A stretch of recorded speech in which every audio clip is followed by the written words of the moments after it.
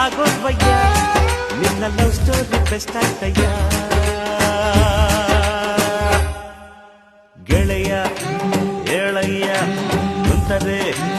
ಹಾಗಯ್ಯ ಚಿಂತೆಯಾಕೆ ಮಾಡುತ್ತೀಯೋ ಗೆಳೆಯ ಬೇಡಯ್ಯ ಲವ್ವೇ ಹೀಗಯ್ಯ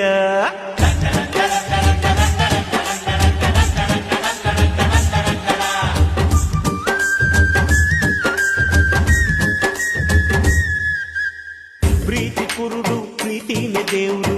ಅಂದ್ರು ಕವಿಗಳು ಸುಖವಾಗಿ